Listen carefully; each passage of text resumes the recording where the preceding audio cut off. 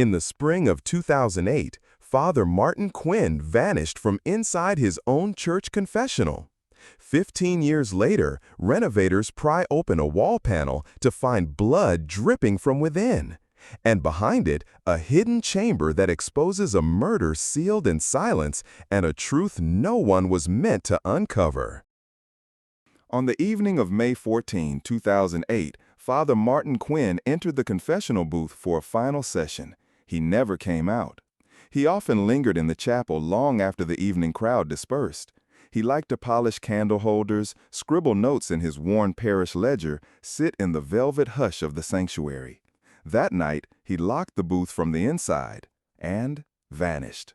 15 years later, a renovation crew at St. Teresa's Church in St. Louis removed the decorative wood panels of the old confessional. That's when the foreman noticed it. "Is that paint leaking?" he muttered, touching a dark streak near the floor. His hand recoiled instantly. Thick, iron-scented fluid had beaded across his fingertips. By the time Captain Catherine Lewis arrived from the district precinct, a dark stain had bloomed across the lower paneling, bleeding from the interior seam. "There's a second wall," she said, running her gloved hand along the seam. "This isn't in any of the blueprints." 2 hours later, crime scene techs peeled back the inner layer. The wood resisted violently. It had been cemented in place with thick lines of industrial adhesive. The last board cracked free with a muffled pop. The smell hit first. Sweet, sour, putrid, something ancient. Behind the false panel was a hollow pocket. Wedged within, crouched awkwardly, was a mummified corpse in a black clerical robe. Head slumped, throat gaping. Beneath the body, a narrow trough, hand carved into the base. It had collected blood. And now, after 15 years of slow corrosion, that channel had finally rotted through. Father Quinn had been sealed inside his own confessional. "Alive?" one of the techs whispered. "You think he was still breathing when they sealed it?" Nobody answered. While the remains were being extracted, Captain Lewis crouched near the booth's pew rail, her flashlight catching something metallic wedged beneath the curved armrest. "Hold on," she said. "There's something in here." At first, it looked like a rusted seam, but when one of the crew wedged it loose with a pry bar, the wood gave a brittle snap. A long, corroded knife slid free from the grain. The blade was thin, unguarded, sunken to the hilt in aged lacquer. The wood had grown around it. They lifted it carefully, still intact, still sharp in parts. On the hilt, markings, not fingerprints, but oxidized patterns. Like someone had gripped it tightly, and the sweat from their hand had etched the metal over time. "It's rare," the analyst confirmed, rotating the handle under a loop. "But we've seen it before. Enough detail to compare patterns. Might not get a direct match, but we can run partials." Lewis nodded toward the crimson trickle still oozing from the booth wall. "That fluid, is it human blood?" "We're running a test, but yeah, it looks real. And here's the thing, it's not 15 years old." Lewis turned sharply. "Excuse me?" "The body's dried out, yeah, but this," he pointed at the thickened drop on her boot, "this came from a sealed channel. If any fluid collected in there, undisturbed, it's possible the stuff only started moving after the wood gave out.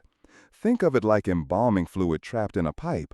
The corroded seam opened a pressure leak." She didn't respond, just stared at the dark streak along the booth. "Run it through the priority queue," she said. "I want DNA confirmation. And get that knife into forensics. If that pattern can be matched, I want it yesterday." The technician nodded and ducked under the tape. Lewis stayed behind, alone now, crouched beside the wooden trough. "Father Quinn," she whispered, "you were here the whole time." A droplet landed on her hand. She looked up. High on the beam above the booth, dark moisture was threading its way down, gliding along the cracked lacquer, forming another drop. It gathered slowly, then let go, right into her palm. Dear God! It wasn't over. This was just the beginning. What else had this confessional hidden all these years? The night Father Quinn vanished, only one person had heard the click of the confessional's interior lock. He used to stay in there late, recalls Stephen Mallory, a former altar boy, now in his 50s. Said confession continued even in silence. Sometimes he'd sit for hours, just praying. Stephen was the last to see Father Quinn alive. The next morning, the booth door was locked. He knocked, no response. He assumed the priest had slipped out through the back exit. When the body was discovered, Stephen was one of the first to identify the black, worn cassock. He never took it off, even in the summer. Same one every time. The day after the discovery, Captain Catherine Lewis ordered the construction crew back. All renovations were halted. The church was sealed. Forensic engineers began dismantling the inner structure. What they found was impossible to dismiss. The confessional had been modified. Behind the decorative panels was a second wooden frame, foil-lined, tightly sealed, and, most disturbingly, a recessed channel carved into the floor. "This isn't just a dead space," said one of the senior investigators. "This was engineered drainage." Captain Lewis studied the blueprint drawn on site. "You're saying someone designed this to redirect blood?" "Unofficially, yeah. Officially, we'll know once the full map is scanned." An engineer pointed to a capped vent at the side. "There was a sealed valve here, controlled drainage. The moment it opened, anything inside would have flushed straight down, into this trench, then through the crawl space out to an old sump basin." Lewis didn't speak for a moment. "Someone put serious work into this." She turned back to the outer panel, the place where that first dark drop had bled through. "And they built it all for one booth? Or for the person inside it?" Once the configuration was mapped, the drainage led directly beneath the seat, right under the spot where the knife had been embedded. The next step was obvious. Who approved the renovation? The parish records were kept in a storage room beneath the nave. Dusty folders, but well indexed. Lewis flipped through the 2007 ledger. In June, a payment order for structural reinforcement of confessional booth interiors. Amount $12,300. Approval signature, Friar Martin Quinn. Executor, Paul Eddings, parish treasurer. Eddings. He left the church 3 weeks after Father Quinn vanished. No one had heard from him since. Lewis turned the page. Contractor receipts, cash withdrawals, gaps. One check issued without corresponding invoice. Another misfiled under miscellaneous expenditures. And then she froze. A third sheet. An emergency electrical reroute for the confessional booth. Signed off with red ink, expedite, do not document. Same date Father Quinn disappeared. Meanwhile, crime scene techs dismantled the baseboard beneath the drainage line. Inside, blood residue. But not only that. "Captain," a tech called out, "we've got another artifact." He held up a clear container. Inside, a warped wooden rail segment, burned edges. In the center, a small recessed metal slot, rusted black. What is it? Looks like a locking pin cavity. There was something mounted here. What kind of mount? Possibly a bracing system. The victim wasn't just lying there.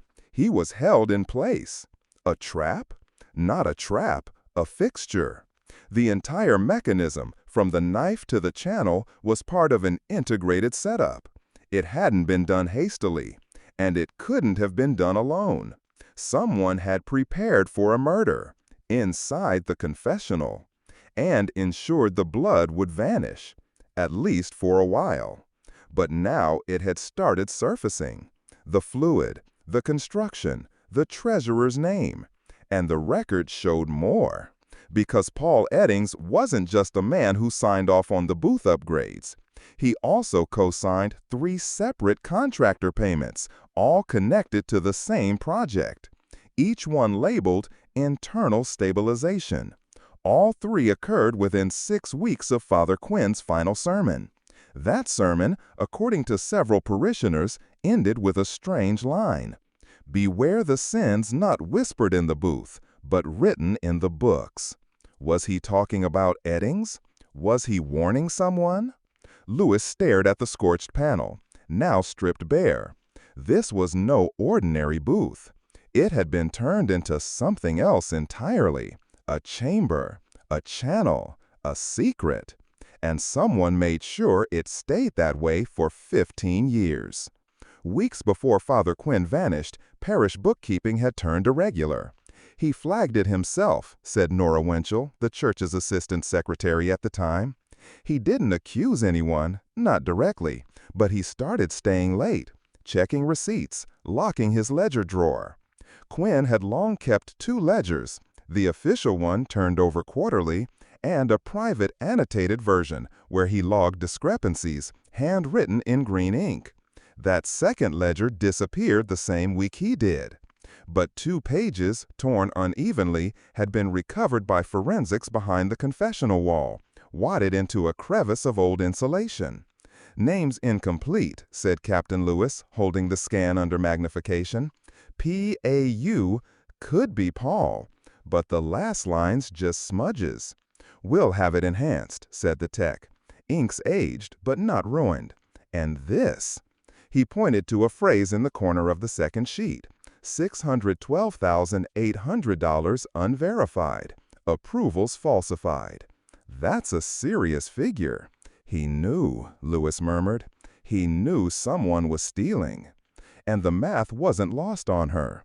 The cost of the renovations, the strange contractor invoices, the emergency cash withdrawals, they aligned almost perfectly with the missing funds. It wasn't just theft. It was theft covered in blood. Nora, the former secretary, sat across from Lewis at the precinct that afternoon, pale, visibly shaken. I always thought, maybe he ran away. People talked. They said he cracked under pressure, but I knew something was wrong when I found the envelope. What envelope? In my desk, left that Sunday. It wasn't signed, just a photocopy, a check made out to K&R Contracting, with a note, "This is where to look." She produced a warm slip of paper from her handbag. The edges were curled, but the print was clear. Check 1128, $18,000. And the signature, P. Eddings. Captain Lewis blinked. That contractor was real? I called once, back in 2009. Number was disconnected. Lewis scanned the precinct database. K&R Contracting had no official business license, no tax ID. But the mailing address led somewhere. A shipping crate company in rural Illinois, one that had gone bankrupt in June 2008, the week Quinn vanished. But that wasn't the worst part. Captain, one of the financial analysts, called out, "I think you need to see this." On the projector screen, a ledger page appeared, dated May 10, 2008, 4 days before Quinn's disappearance. A payment of $4,500 had been logged under Youth Ministry Grant, but the check, when pulled from archives, had been cashed by a local construction supplier. Not just any supplier, the analyst said, one of only 3 in Missouri that carried this. He held up a photo. A tube of adhesive, brand name Fix Fast Gold Line, the same one recovered from behind the confessional wall. That product had been discontinued in early 2009 after a consumer safety recall. It was only sold through limited regional vendors. And the order sheet carried the treasurer's name, his initials at least, P.E. Captain Lewis felt her stomach turn. So he bought the adhesive, signed off on the booth renovation, filed fake youth grant payments, and left the country, all within 30 days. He didn't just vanish, the analyst said. He erased himself. That night, Lewis stood again inside the stripped confessional. The panels were gone. The booth, now skeletal, revealed every layer: blood channel, knife slot, ventilation seams. But one thing remained: a jagged metal brace welded to the interior wall. He was pinned here, said the forensic pathologist, shoulder to shoulder. We found marks on the bones, ligature bruising, even post-mortem. He didn't fall. He was braced upright. Like a crucifixion, Lewis muttered. Deliberate, the pathologist confirmed. There was symbolism here. She turned to leave, but paused at the doorway. The scent was still faint in the air. Blood, lacquer, incense, history, and secrets. Quinn knew what was happening, she whispered, and he tried to stop him. So someone stopped him first, came the voice behind her. It was Nora. She held a small, warped cassette in her hand. This was in the old youth group cabinet, she said. Label fell off, but it's his voice. She handed it to Louis. Etched on the plastic casing, barely visible, was a line scratched by pen. Final sermon, May 13. One day before he vanished. Louis held the tape carefully. Get it digitized, she said. And as she walked away, she wondered, what had he said that night? And more importantly, who heard it? Paul Eddings boarded a mission flight to Buenos Aires 1 week after Father Quinn's disappearance. No return flight was ever recorded, no forwarding address, no contact with the parish again. At the time, the congregation called it a calling. Now it looked like an escape. We finally found something, said Detective Marichin, sliding a clear evidence sleeve across the desk. It was jammed under the booth's floor trim, warped with heat. Inside, a faded paper stub, airline issued. Flight, Continental 127. Date, May 22, 2008. Departure, St. Louis to Miami. Connection, Miami to Buenos Aires. Passenger name, Paul Eddings. Handwritten in pencil on the back, cash, paid at counter, no return leg. Captain Louis stared at the stub. So he paid in cash, left the country, never came back. Any chance this was normal for him? None. Travel records show no flights, domestic or international, for the 10 years before that. And no forwarding details, no visa re-entry? No, passport reuse. He left and then nothing. But one line stood out. Flight 127. Louis flipped through old parish logs and found what she was looking for. In Father Quinn's final ledger, the one reconstructed from fragments, May 19, 2008 bore a single handwritten line. P.E. 1227 vanishes in plain sight. He knew, Louis whispered. He knew Eddings was running. That same afternoon, a courier delivered a box from the diocese.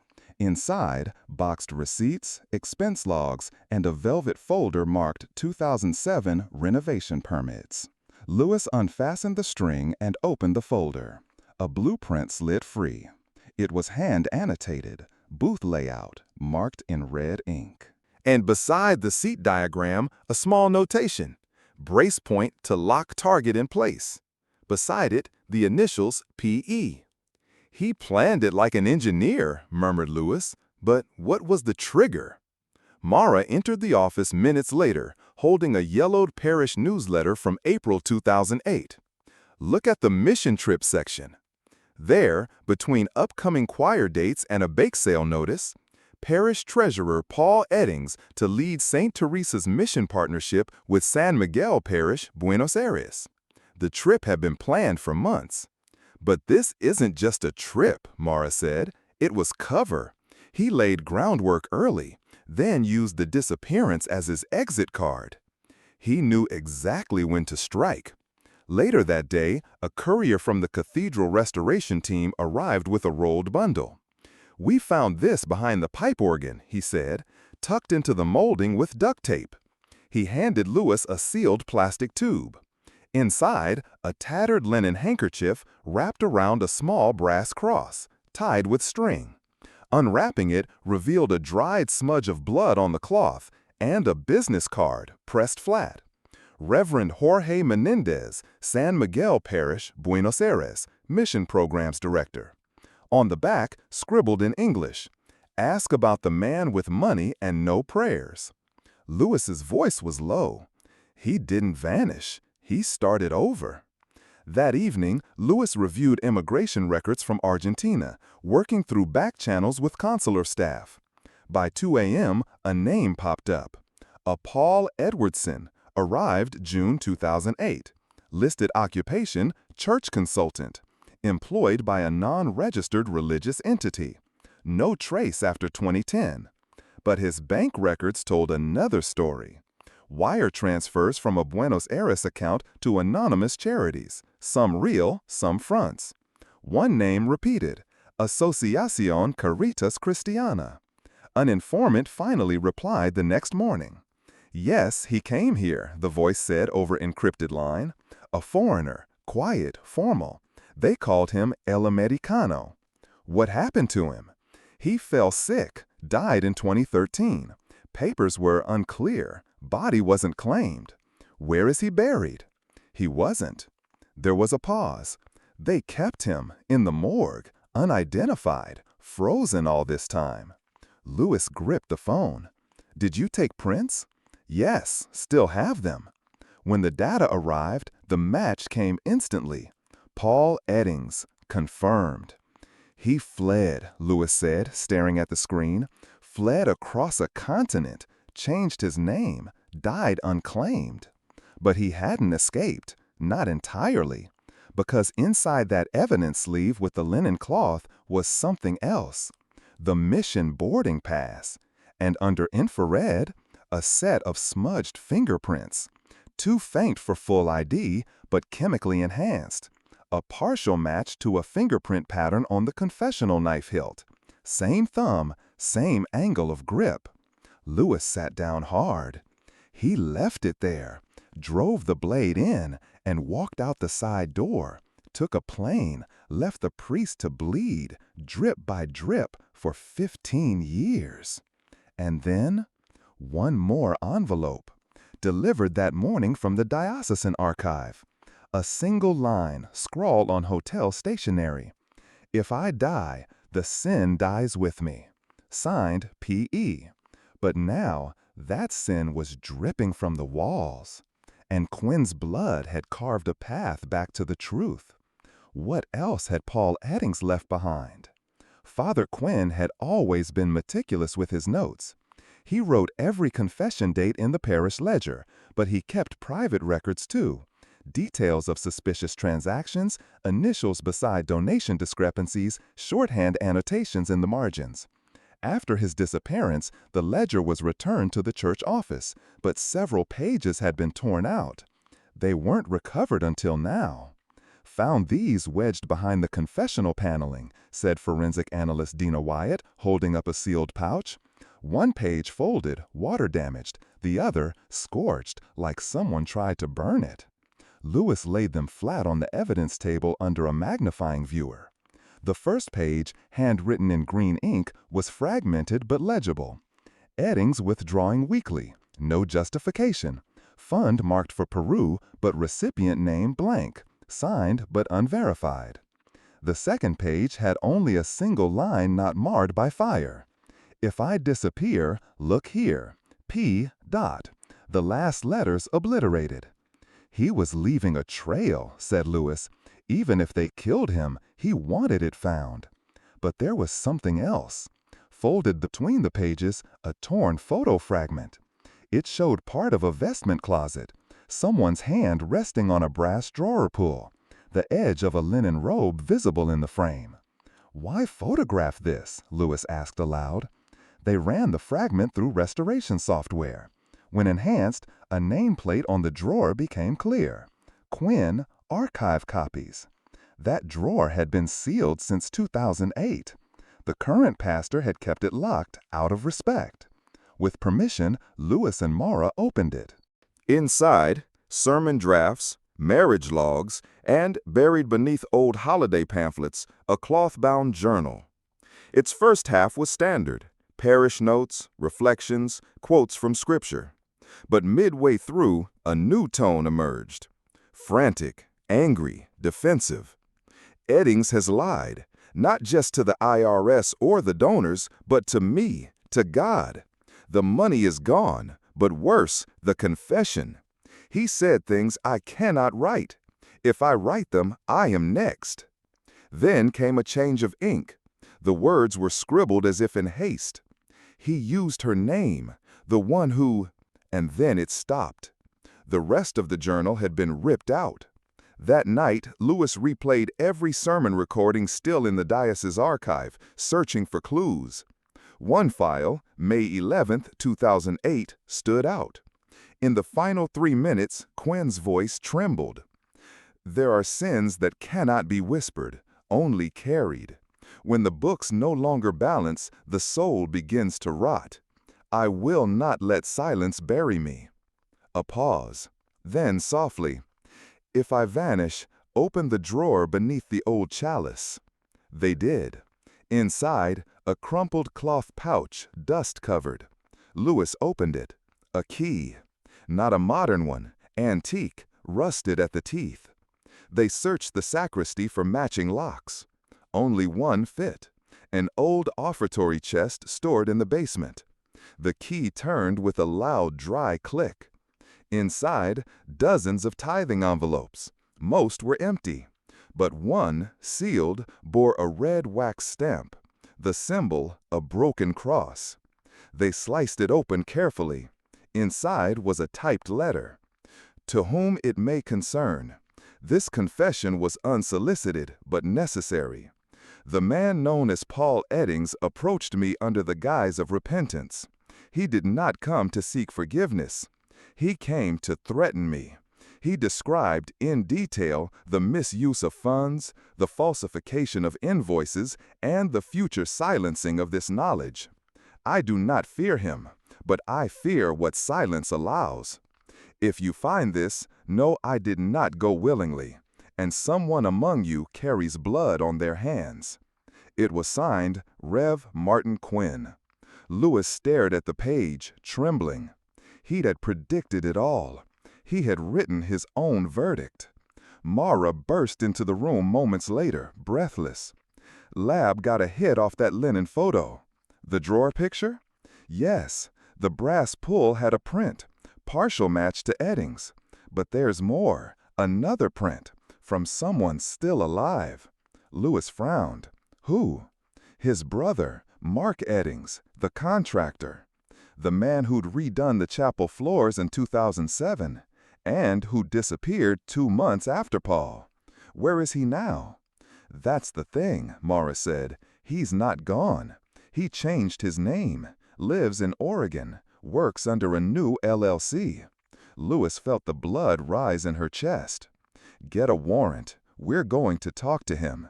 She looked once more at the letter. Father Quinn hadn't just left a confession. He'd built a case from beyond the grave. And someone still breathing, was going to answer for it. The tape labeled Final Sermon, May 13, had been damaged at the spool. Technicians spent hours repairing it, digitizing frame by frame. When the audio finally played, it didn't begin with a sermon. It began with a breath. Then a voice, hushed, uneven. Forgive me, Father, for I have sinned. It was Paul Eddings, not speaking to the congregation, not from the pulpit. It was a recorded confession, and Father Quinn had taped it. The booth must have had an embedded mic, likely for safety, but someone had turned it back on that night, or never turned it off. Lewis listened, frozen. Eddings's voice was slow, deliberate. I took money from the mission fund, from the donations, but that's not what I came to say. A pause, breathing. It's the girl. I should have left it alone. Silence again. You know the one. She came for counseling, said it wasn't safe at home. I offered help. She trusted me. A loud click. The tape stuttered. Then Quinn's voice. You said this would stop. I lied, Eddings replied. I tried, but there's too much in me that's broken. Another pause. I'm not asking for forgiveness, Father. I'm asking you to shut your mouth. Static. Then a sharp noise. A shuffle. Fabric rustling. Then Quinn's voice again, sharper now. You don't intimidate me. If you harm her again. The tape ends with a sound like a metal scrape, followed by a slow, wet inhale. Then silence. Lewis sat back in her chair, hands shaking. It wasn't just about money. The missing girl, counseling records sealed, the unsolicited confession. Quinn had recorded a predator and died for it. But the twist came next, because the girl, the one Eddings mentioned, had never been identified. Not in police records, not in parish files, no name. Until now. "You need to hear this," Mara said, entering with a folder. "This came from the archived counseling registry.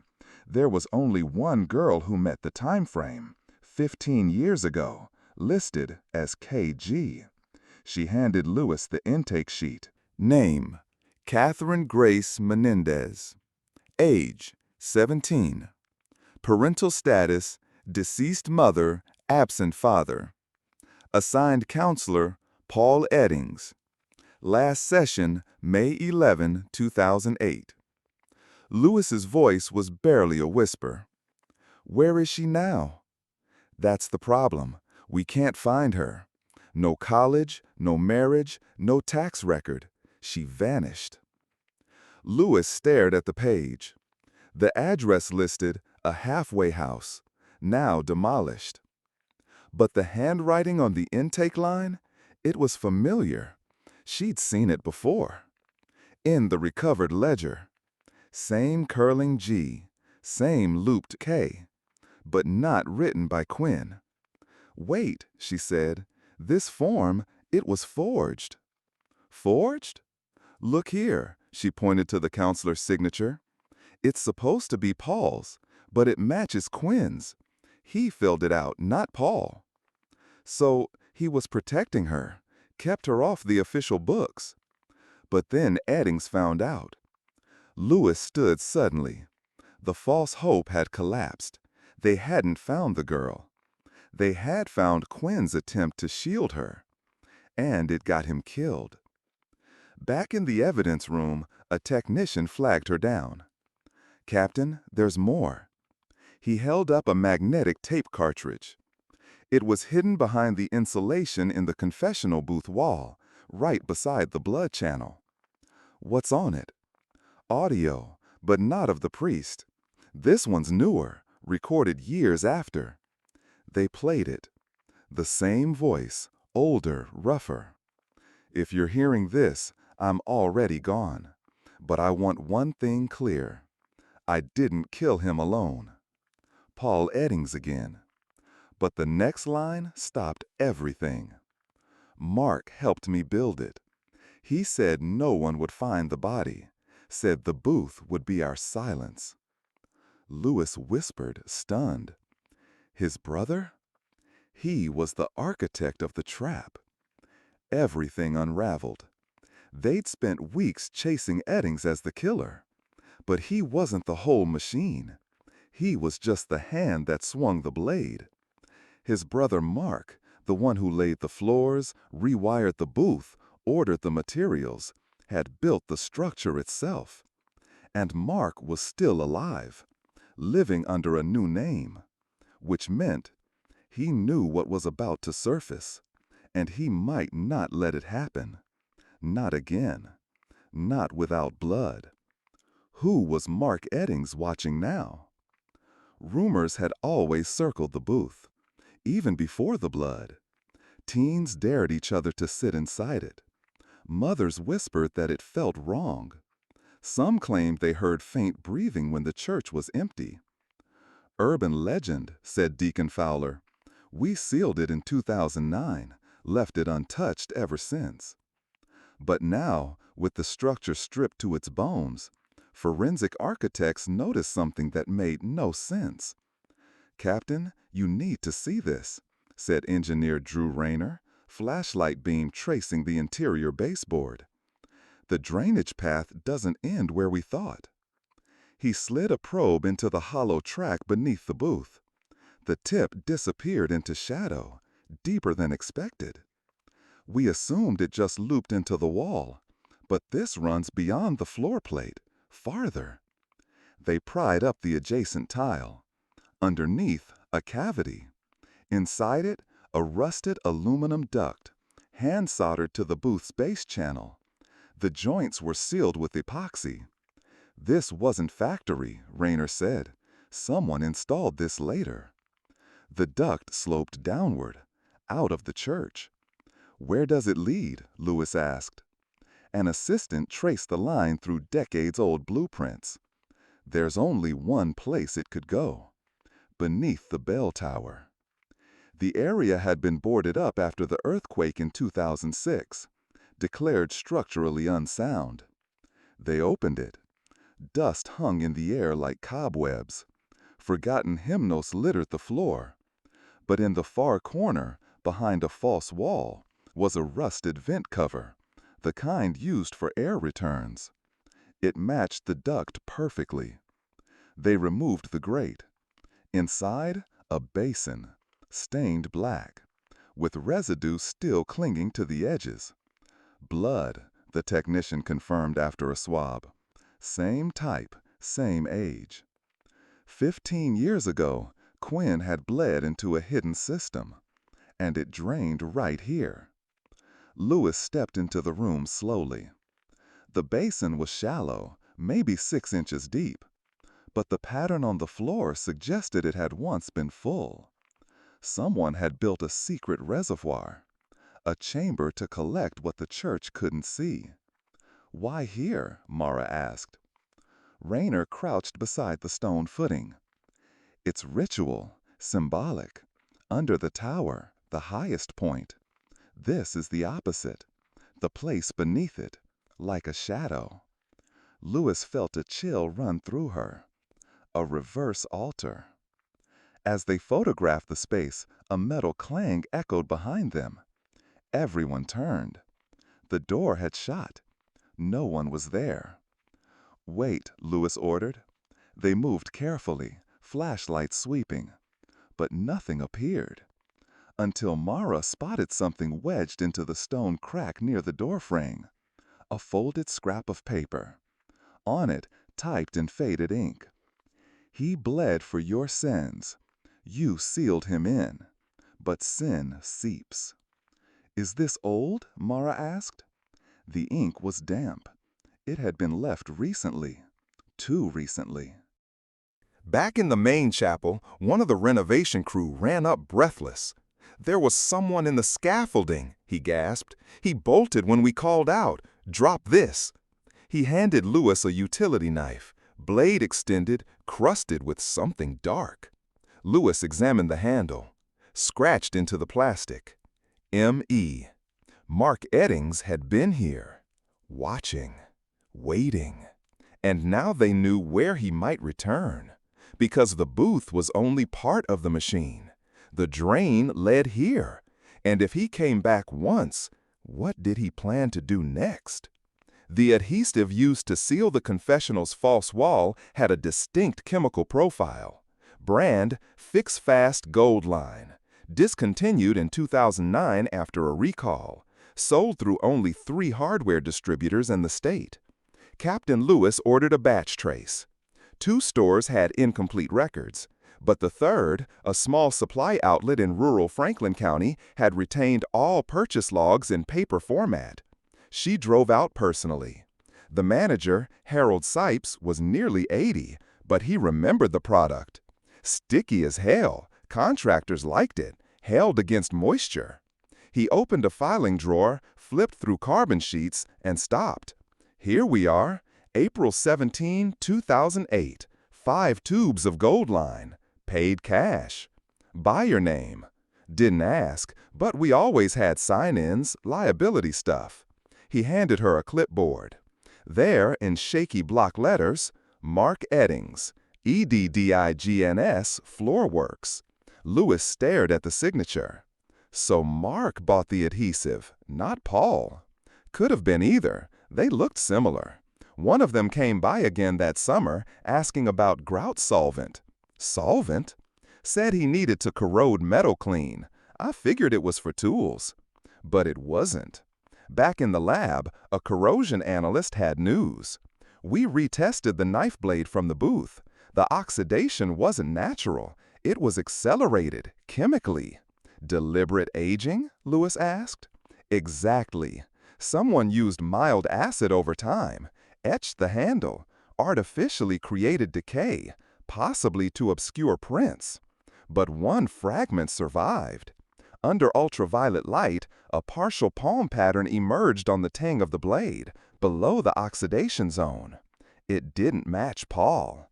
It matched Mark. He planted the knife, Mara said, made it look older, buried it in the wood, and timed the blood reservoir to fail years later. A delayed confession. Back in the precinct, Lewis pulled up a 2008 zoning permit application, filed by St. Teresa's Parish. Request: reinforcement of booth flooring and structural sealants. Co-signed by Paul Eddings, Mark Eddings, licensed contractor. But Mark had no license. He'd used a fraudulent number. He never passed certification, Mark confirmed. His number belongs to a dead plumber from Wisconsin. So he lied to the diocese, got inside, built the chamber. And no one checked? Lewis turned to the chalkboard where all leads were diagrammed. A new connection formed. Paul, the embezzler. Mark, the builder. Quinn, the witness. KG, the secret. And now, one more point. Because the duct they found beneath the booth, it matched the specs of a project Mark submitted 6 months earlier. A church renovation in Claybrook, 90 miles south. Blueprints obtained under a subpoena confirmed it. Another booth, similar structure, with a sealed drainage system. Only that church had burned in 2012. Arson. And the records vanished with it. Lewis stepped back. It wasn't an isolated act. It was a pattern. One booth built to bleed. Another burned to hide. And at the center, Mark Eddings, the man no one had seen in over a decade. Until now.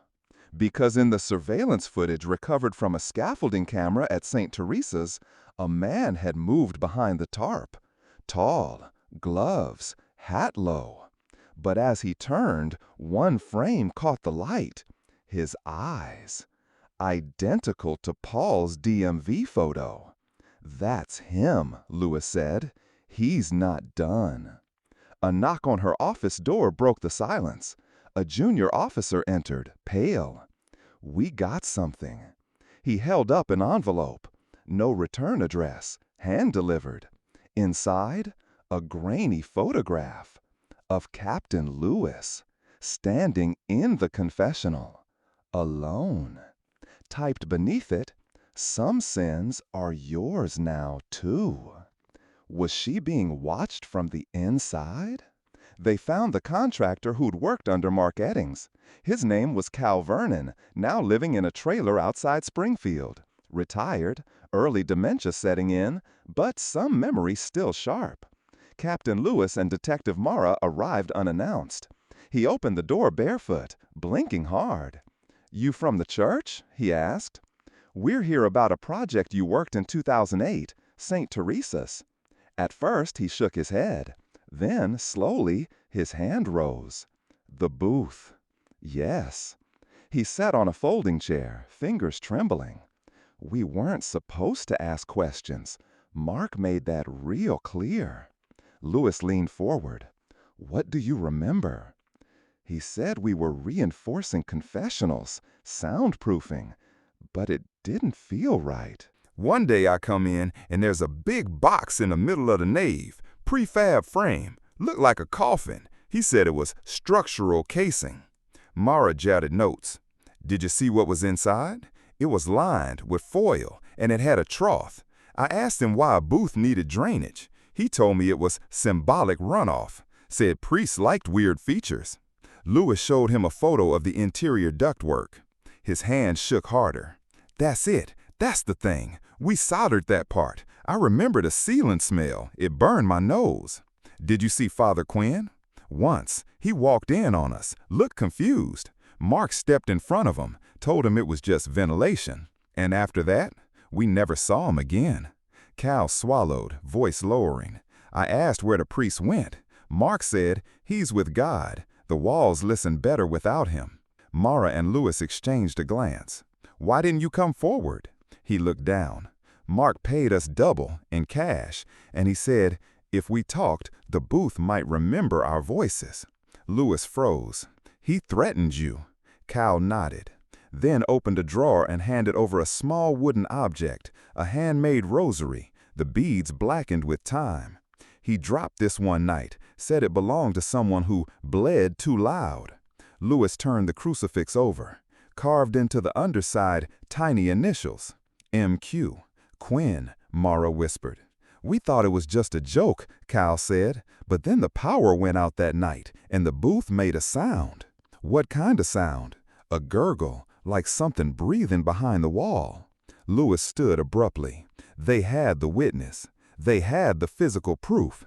And they had a new link, the prefabricated frame. Not built on site, smuggled in, assembled around Quinn. He wasn't dragged inside, Louis realized aloud. They built the box around him while he was still alive. The rosary trembled in her hand. Back at the precinct, she logged it into evidence. Then noticed something else. A name stamped into the inner clasp. Cordero Chapel Works, Santa Fe, NM. Another location, another supplier. Mara was already pulling up the invoices. This company made booth units. They had a custom order in 2007. Buyer name, Eddings Renovation, LLC. Mark again. But when they called the number listed, a voice answered. Male, steady. "If you found this, you're too late." Then silence. The call ended, but not before it pinged a location. Rural New Mexico, a church complex long abandoned. And nearby, a second booth, identical in structure, still sealed, still unbroken. Who had he built that one for? The second booth stood silent in the ruins of a fire-gutted chapel outside Santa Rosa, New Mexico. It was nearly identical to the one at St. Teresa's. Same dimensions, same vent structure, same decorative flourishes carved into the side panels. Only here, everything had been scorched. Captain Louis ran her hand along the edge of the outer casing. "He copied it," she whispered. "Built two, maybe more." The building had collapsed in on itself during a storm in 2014, but the booth remained intact, miraculously. Inside, the wood was blackened, blistered by heat. But at the rear, where a small wall vent should have been, something strange appeared. A stain, circular, oily, rusted at the rim. "Get me a light," Louis called. Mara illuminated the spot. What looked like scorched wood was actually melted lacquer, corroded from the inside out. They opened the back panel. Behind it, a secondary duct. But this one wasn't empty. At its base lay a fused clump of metal, once a blade, now warped, rusted, nearly unrecognizable. And embedded in the wood beneath, a deep gouge. Louis crouched, ran her gloved finger along the cut. He drove the blade through the vent wall, from the inside. She turned to the forensics engineer beside her. What kind of acid would do this? He sniffed near the vent, then scraped the residue. Hydrochloric blend, industrial, used to etch metals, eat away evidence. Someone tried to dissolve the weapon. Mara stared at the streaks on the charred wall. After the kill, he covered it with venting, let time finish the job. But time hadn't erased everything. Tucked inside the duct was a scorched audio cassette. The tape melted, but the label intact. Voice-proof, trial 2. Trial. Louis felt her throat tighten. He was practicing. She turned to the frame. On the underside of the confession seat was another stamp. Eddings Floorworks, Model B. Model. Not one booth, not an accident, a series. The team disassembled the baseboard, found more corrosion, this time not just from acid, but salt. "Why salt?" Mara asked. Louis pointed to the floor. Below the duct, a tray, lined with charred gravel and sea salt residue. A primitive desiccation layer. "He wasn't draining blood here," she murmured. "He was drying it." They collected every fragment, bagged the debris. As they packed to leave, a sound echoed above, metal shifting. Lewis turned sharply, flashlight scanning. Someone had opened the loft. Dust fell. Boot prints fresh in the ash. They ran up the spiral stair, found nothing, except for one thing, a length of wire, still warm, strung across the upper support beam, tied with surgical precision, and from it, suspended by a black shoelace, a single item swayed. A crucifix. Not wood, not brass, iron. And etched into its back, "This time the silence will hold."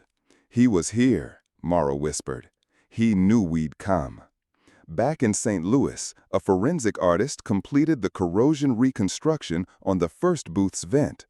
The rust pattern formed a shape, a fingerprint etched in acid, not full, but partial. They overlaid it against the known set. Match 92%. Mark Eddings. And that vent, the one in the St. Teresa's booth, had been tampered with too, from the inside. Lewis opened the corrosion log. The acid had leaked in one place, right where the blade had entered, right where the blood trough ended. He had tried to destroy the final clue, but corrosion had stopped halfway, and in the rusted metal, etched like a wound, M.E. He hadn't just silenced Quinn. He tried to erase the evidence. But the metal remembered. How many other booths were still standing? In 2010, the church appointed a new priest to St. Teresa's. Father Elijah Vance lasted only 9 months. The office, it never felt right, he told Captain Lewis over the phone. Cold in the summer, stifling in the winter. I had dreams. I sealed the room, never went back. Lewis requested access. The diocesan board agreed, reluctantly. They broke the wax seal on the old rectory door. Inside, stale incense, a desk frozen in time, and dust layered thick across the ledger drawer. Lewis opened it. Inside, a copy of Quinn's private ledger.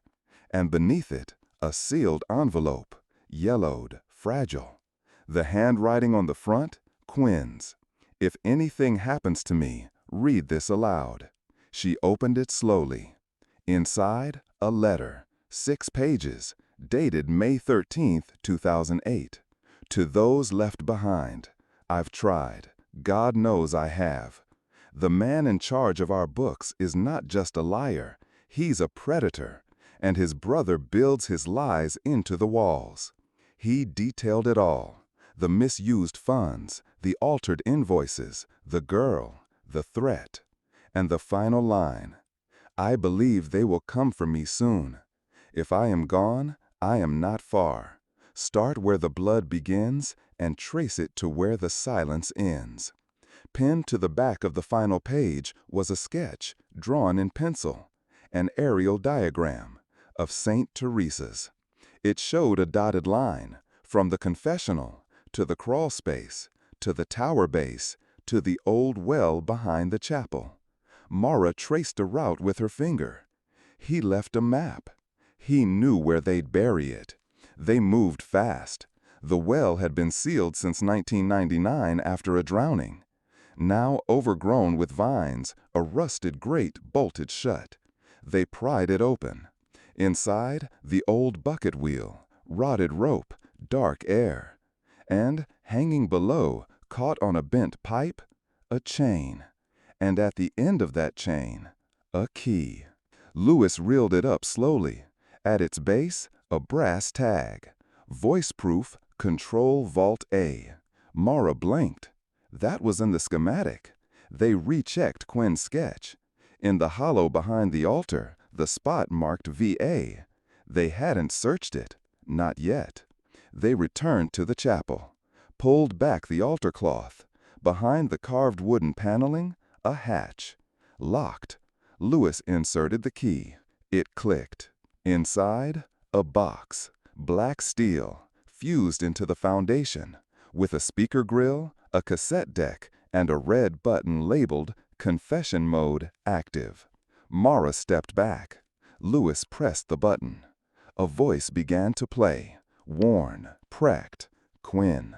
If you hear this, it means my letter was found. What you are standing inside is not a church anymore. It's a vault, built by a man who knew silence better than God. Static. Then one final sentence. The truth is beneath your feet. What had Quinn hidden in the foundation? The foundation beneath the altar had always seemed solid, thick stone, untouched for decades. Until they lifted the central slab. A trapdoor lay beneath, sealed with oxidized bolts. It took 3 hours to loosen them. When the panel finally gave way, a staircase emerged, narrow, spiral, leading into the bedrock. At the bottom, a single chamber. Concrete walls, one chair, one light bulb dangling on frayed wire. And in the center, a crucifix-shaped recess, carved into the floor. Inside it, a skeleton, positioned upright, arms outstretched. Mummified fabric clung to the wrists. Around the neck, a strip of linen, still marked with green ink. I told the truth. Pinned beside the body, a cassette tape, melted at the edge. Label intact. Proof. They played the file through a portable reader. Quinn's voice. If this tape survives, let it be heard. Paul was the hand, but Mark was the architect. He built these walls for silence, and when silence cracked, he buried me in it. He names the girl, he names the bank accounts, And he names the chamber beneath the altar. I told him I wouldn't stay quiet. He said, "Then I'll build your silence brick by brick." If you're standing here, then someone listened. Lewis closed her eyes. Quinn had recorded his own grave, had left it like a message in a bottle, buried in stone. 2 months later, the coroner confirmed the remains. Father Martin Quinn, murdered, concealed, framed as a burnout who'd walked away.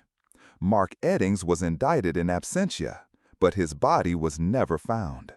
Rumors circled that he'd crossed the border, that he was buried in concrete somewhere in Santa Fe, that he'd built more booths.